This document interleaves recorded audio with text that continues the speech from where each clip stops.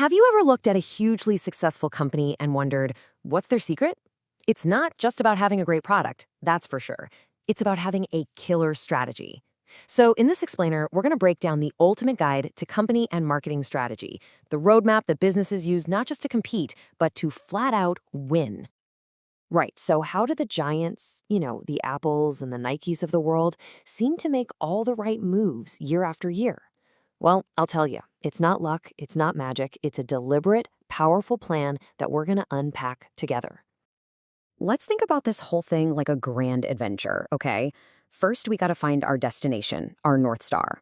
Then we need to map out the terrain to really understand our surroundings.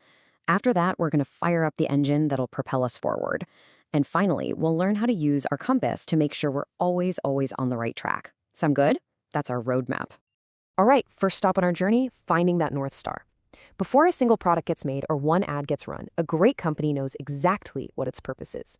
This is the bedrock for everything, and I mean everything that comes next. And this is where it all kicks off, with strategic planning. You can think of it as the master game plan for a company's long-term survival and growth.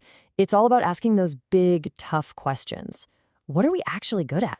What do we want to achieve? And where in the world do we fit into this constantly changing market? So how does a big idea like that actually become reality? Well, it basically boils down to these 4 steps. You start with the big why. That's the mission. Then you have to break that down into specific, measurable goals. From there, you figure out which businesses or products to really focus on. And finally, every single department, especially marketing, gets a crystal clear plan to make it all happen. And that mission statement, that's the absolute heart of your why. It's not just some fancy sentence you put on a plaque in the lobby. It's a powerful declaration of the company's entire reason for being. It answers the biggest question of all. What value are we really here to create? And this is where its real power kicks in. A really strong mission statement acts like an invisible hand. It guides everybody from the CEO all the way down to the brand new intern, making sure that they're all pulling in the exact same direction. Okay, so we've got our destination locked in. Now it's time to pull out the map. Before we can even think about planning our route, we have to know exactly where we're starting from. So, your starting point, that's your business portfolio.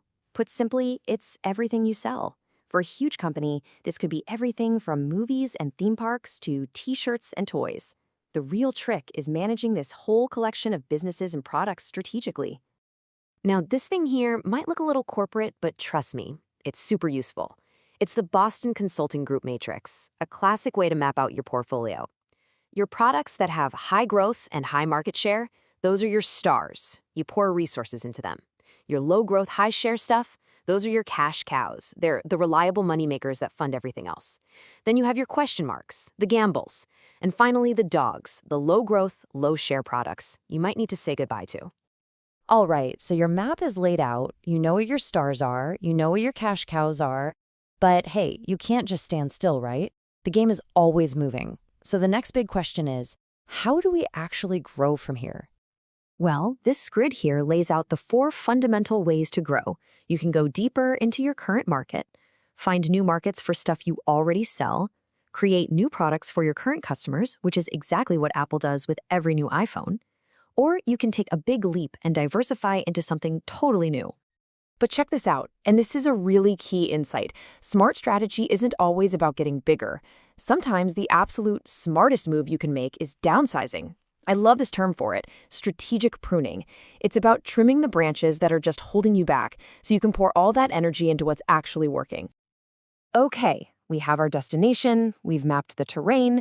Now what? Now we need the engine, the thing that's actually going to power this journey forward. And that engine, my friends, is marketing.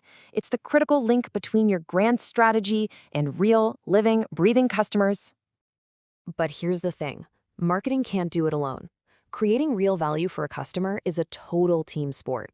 Internally, you've got the value chain, where every department, R&D, finance, you name it, has to work in sync. And externally, you have the value delivery network. That's the company, its suppliers, its retailers, all collaborating. Just think about Apple's seamless experience. That's a world-class value delivery network firing on all cylinders. So, when we talk about marketing strategy, what are we really talking about? It's the specific game plan for creating value and building profitable relationships with customers. Honestly, it all boils down to two simple but profound questions. Who are our customers? And how are we going to win them over? And that game plan plays out in these 4 steps. First, you slice up the whole market into smaller, more manageable pieces. Then, you cherry pick the ones you actually want to go after. Next, you got to figure out what makes you different and better than the competition. And finally, you work to own a specific piece of real estate in your customer's mind. That's positioning. And just think about how Nike absolutely owns the ideas of performance and inspiration. So how do they bring that positioning to life?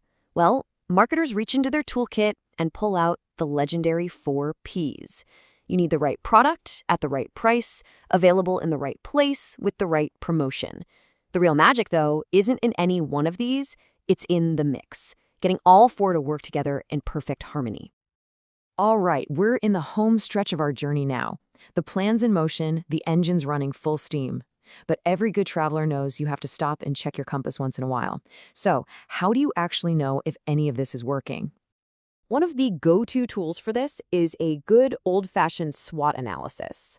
It's like taking a 360-degree look at your whole situation. You look inward at your strengths and your weaknesses, and then you look outward at the opportunities and threats out there in the market. The goal is pretty simple. Lean into your strengths, grab those opportunities, and build up defenses against your weaknesses and threats. Look, at the end of the day, business is business, and a lot of it comes down to ROI, or return on investment. This little formula is basically the ultimate report card for marketers. It proves that marketing isn't just a cost, it's an investment that's expected to deliver a real, measurable return. It's what keeps marketing accountable. But, and this is a huge but, the return in ROI is about so much more than just quick cash. Great marketing builds these long-term assets that honestly, you can't put a price tag on. Brand awareness, a stellar reputation, and the absolute holy grail of business, loyal customers who will stick with you no matter what. And that brings us right back around to where we started. If it's not just about the money, and if the real value is in things like loyalty and reputation, well, that brings up a much bigger question. So I'll leave you with this to think about. What is your company's true North Star? Now that is something to really think about.